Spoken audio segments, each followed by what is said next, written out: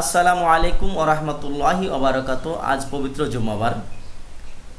এই পবিত্র জুমাবারে সূরাতুল কাহফ তেলাওয়াত করার অনেক ফজিলত এবং সওয়াব হাদিস শরীফে রাসূলুল্লাহ সাল্লাল্লাহু আলাইহি সাল্লাম বর্ণনা করেছেন। তাই আমরা পবিত্র জুমাবারে সূরাতুল কাহফ তেলাওয়াত করব অথবা শুনলেও সওয়াব আছে। রাসূল করিম সাল্লাল্লাহু আলাইহি সাল্লাম হাদিস শরীফে এর অসংখ্য ফজিলত এবং সওয়াবের কথা বর্ণনা করেছেন। তার মধ্যে উল্লেখযোগ্য একটি হাদিস হচ্ছে, যে ব্যক্তি জুমাবারে সূরাতুল কাহফের কমসে কম 10 আয়াত তেলাওয়াত করবে, তাহলে সেই ব্যক্তি দাজ্জালের ফিতনা হতে রক্ষা পাবেন। সুবহানাল্লাহ। তাহলে আসুন আমরা সূরাতুল কাহফ থেকে একটু তেলাওয়াত করে নেই। أعوذ بالله من الشيطان الرجيم. بسم الله الرحمن الرحيم.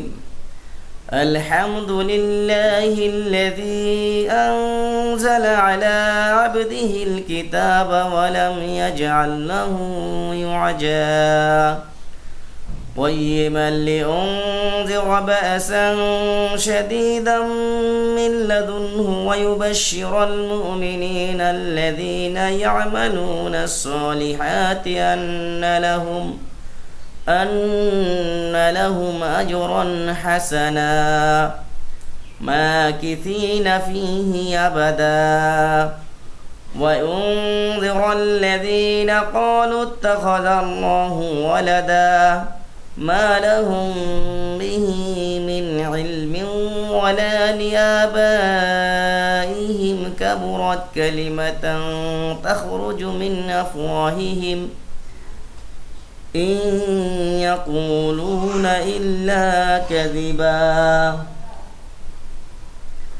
فلعلك باكع نفسك على آثارهم إن لم يؤمنوا بهذا الحديث أسفا إنا جعلنا ما على الأرض زينة لها لنبلوهم أيهم أحسن عملا وإنا لجاعلون ما عليها صعيدا جرزا أم حسبت أن أصحاب الكهف والرقيم كانوا من آياتنا عجبا إذ أوى الفتية إلى الكهف فقالوا ربنا آتنا من لدنك رحمة وهيئ لنا من أمرنا رشدا فضربنا على آذانهم في الكهف سنين عددا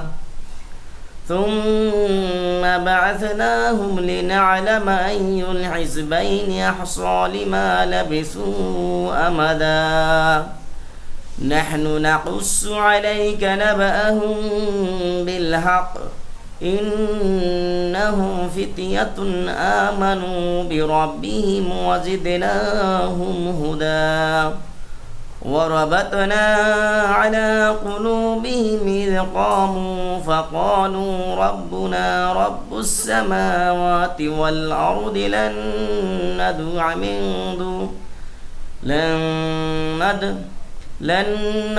من دونه إلها لقد فقلنا إذا شططا صدق الله العظيم.